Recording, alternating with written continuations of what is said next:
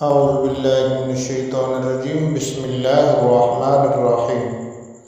ایک بادشاہ اپنے ملک کی سیر کر رہا تھا کہ اسے خیال آیا کہ کیوں نہ اپنی رعایا کا امتحان لیا جائے۔ اس نے ایک بڑی گزرگاہ کے بیچوں بیچ ایک چٹانی پتھر ایسے رکھوا دیا کہ گزرگاہ بند ہو گئی۔ اپنے ایک پہرے دار کو نزدیک ایک درخت کے نیچے چھپا کر بٹھا دیا تاکہ وہ آتے جاتے لوگوں کے رد عمل سنیں اور اسے آگاہ کریں۔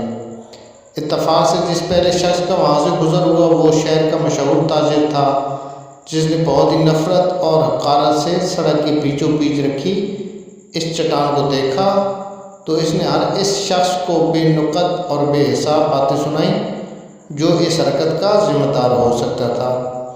چٹان کے ارد گرد ایک دو چکر لگائے اور چیختے دھاڑتے ہوئے کہا کہ وہ ابھی جا کر اعلیٰ حکام سے اس حرکت کی شکایت کرے گا اور جو کوئی بھی اس حرکت کا ذمہ دار ہوگا اسے سزا دلوائے بغیر آرام سے نہیں بیٹھے گا۔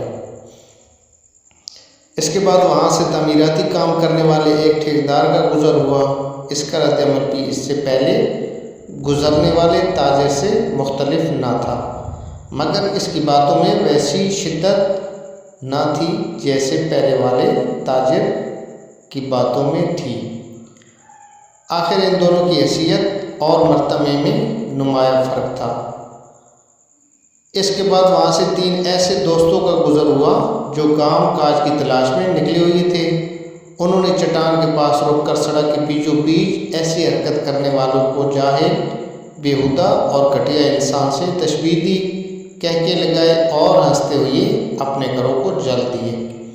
اس چٹان کو سڑک پر رکھے 2 دن گزر گئے تھے کہ وہاں سے ایک مفلوک الحال اور غریب کسان کا گزر ہوا۔ کوئی شکوہ کیے بغیر جو بات اس کے دل میں آئی وہ یہ تھی کہ وہاں سے گزرنے والوں کو تکلیف ہوتی ہوگی۔ اپنے ہمدردانہ احساس کی وجہ سے وہ چاہتا تھا کہ کسی طرح یہ پتھر وہاں سے ہٹا دیا جائے۔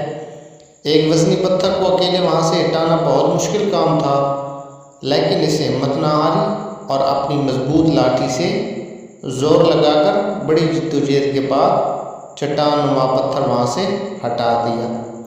اور جیسے ہی یہ چٹان وہاں سے ہٹی تو نیچے ایک چھوٹا سا گڑھا کھدا ہوا تھا جس میں رکھی ہوئی ایک صندوقچی اسے نظر آئی۔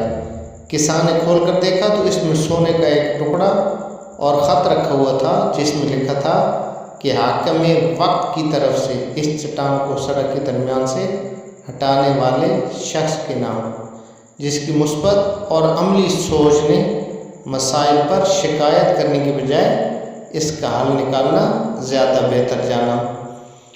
یہ سٹوری ہمیں یہ سبق دیتے ہیں کہ ہمیں بھی اپنی زندگی میں ہر ایک کو بہت سے مسائل کا سامنا ہوتا ہے، لیکن بجائے اس کے کہ ہم ان مسائل پر شکایت کرتے پھریں، ان مسائل کو حل کرنے کی کوشش کریں۔ جب ہم ان کو حل کرنے کی کوشش کریں گے تو اللہ تعالیٰ کی غیبی مدد سے وہ ہمارے مسائل حل ہو جائیں گے اور اللہ تعالیٰ ہمیں اس پر بے پناہ اجر عظیم بھی عطا فرمائے گا۔ اگر ہماری ویڈیو اچھی لگی تو پلیز لائک کر دینا اور ہمارے اس چینل کو سبسکرائب کر کے بیل کے آئیکن کو پریس کر دینا تاکہ اسی طرح کی ہر نئی آنے والی ویڈیو آپ تک پہنچتی رہے۔ اللہ تعالیٰ آپ سب کا حامی و ناصر ہو۔ والسلام ورحمۃ اللہ۔